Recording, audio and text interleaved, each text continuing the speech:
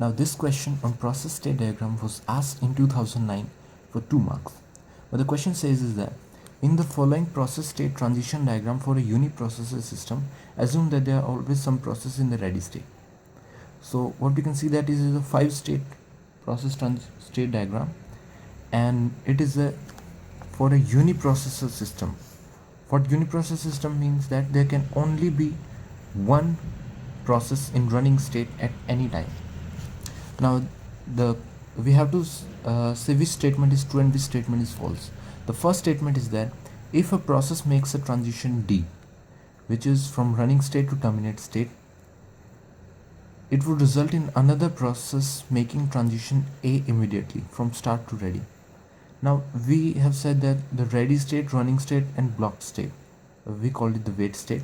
These 3 states are in main memory, whereas the start state and the terminated state, these are in the secondary memory. However, there is no condition that there has to be a specific amount of processes in main memory at any time. So between A and D, there is no correlation. So the first statement is false.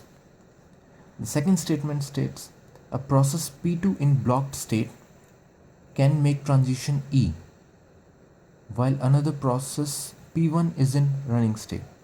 Again, there is no correlation between running state, blocked and ready state. There can only be one process in running state. However, that does not stop the transition between blocked state, ready state. There is no correlation. So this statement is true. Yes, there can be the transition while P1 is in running state. The third state, it is a preemptive scheduling, whereas the fourth state, it is a non-preemptive scheduling. A preemptive scheduling and non-preemptive scheduling difference is that in non-preemptive scheduling, once CPU is allocated to a process, till completion of that process, CPU continues with the same process. Whereas in preemptive scheduling, it can preempt and stop being with that process. The CPU does not have to be the same process the entire time. And in this, we can say that there is a blocked state. There is a C transition. That means that when process enters running state, it can go from running state back to ready state via the C transition. It does not have to stay with the CPU for entire time, and while it has gone to ready state, another process can come in running state. So this is definitely preemption. So third is also true and fourth is false. So the answer is second and third. So C will be the answer for this question. The next question was asked in 1996 for 1 mark. It shows a 5-state transition diagram, and it asks questions based on that diagram. So we can see that this is a 5-state transition diagram. These 3 are in main memory and these 2 are in secondary memory.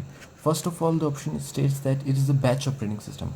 Now in batch operating system, it means that processes are admitted in batches. That means there is a relation between new and terminated. When one batch comes, then the second batch leaves. However, this is totally not the case, as new and terminated here are independent of each other. Anyone can come from here, anyone can go from there. There is no relation, so this is false.